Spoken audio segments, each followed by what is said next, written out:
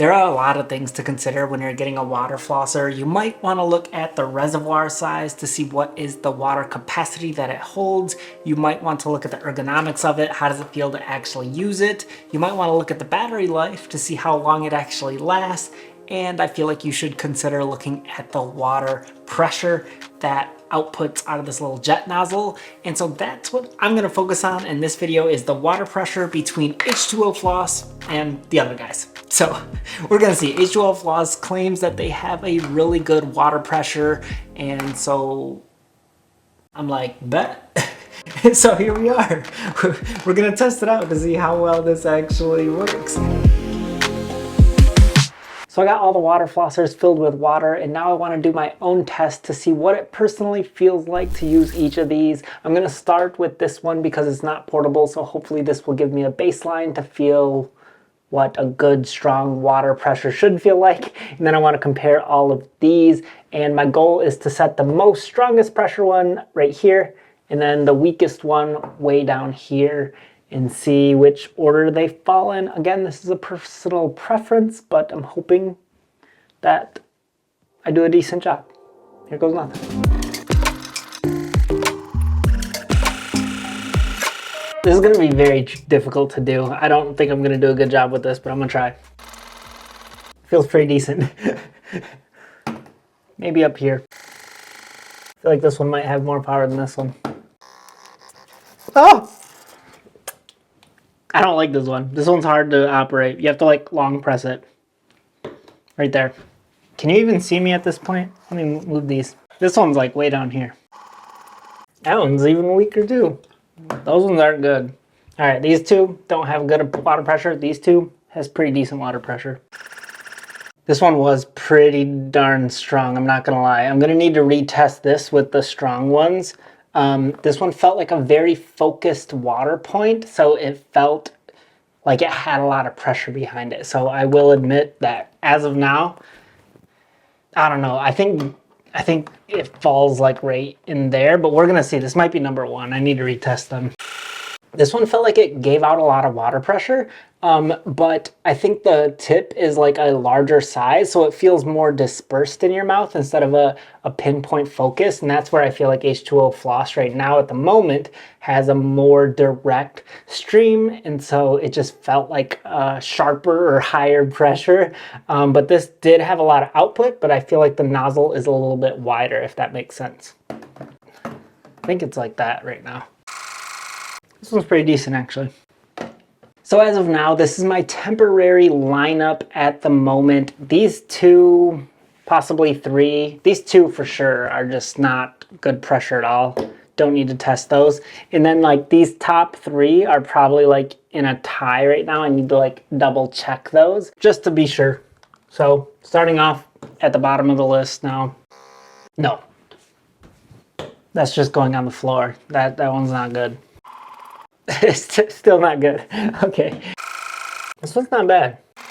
This was one of the first ones I tested and I was wrong. It goes, that one's not much strength, so not bad. I do like this one.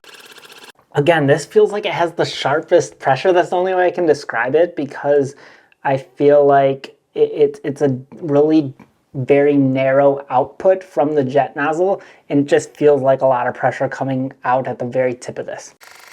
Not this one.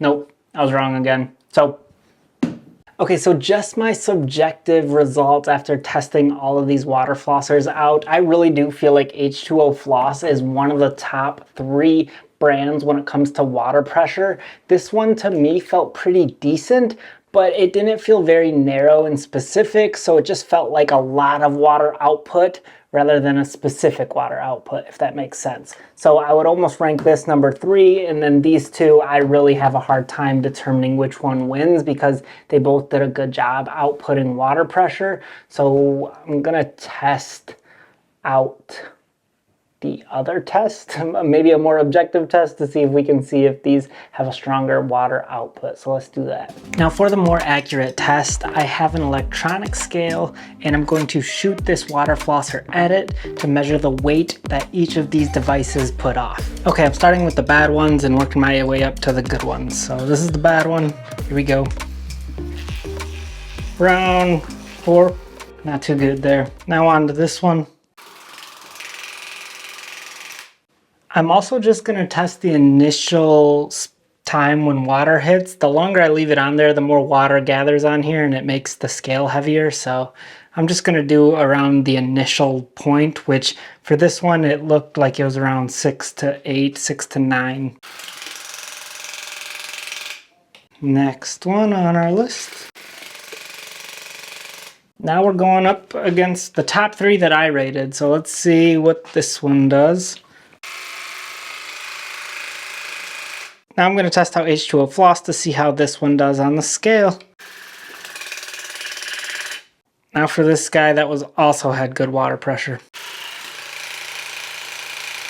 Now before I compare all the different results, I wanted to let you know that H20floss actually came out with a newer version of their flosser, which is actually better. It's IPX7, which means it's fully waterproof. It also has a base that you can detach for easier cleaning.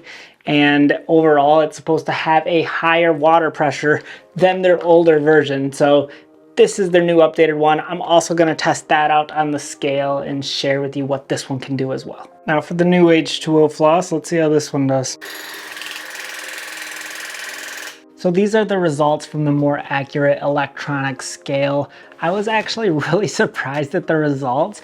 I was surprised that not only did the new version of H20floss do really well, but even the old version still packed a punch to a lot of the competitors. So I'm pretty blown away with the water pressure capabilities of H20floss. So they do a great job in this category. If you're looking for a more aggressive floss to keep your gums feeling better and cleaner, then I think this is a great brand to go with. Obviously, as you can see by the test, it held up very well. The other thing that I noticed about a lot of these is these ones felt like a very sharp and specific flow of water on your gums rather than just bursting out a lot of water in your mouth. This felt very directional and very specific. So I love that about this brand. And there it is. Those are the results. You can see for yourself what the electronic scale shows, and that is my test of H20floss. Hopefully you guys enjoyed this video. If you're interested in picking up an H20flosser, then I'll put a link in the description below for you to check it out for yourself. I'll catch you on another one. Bye.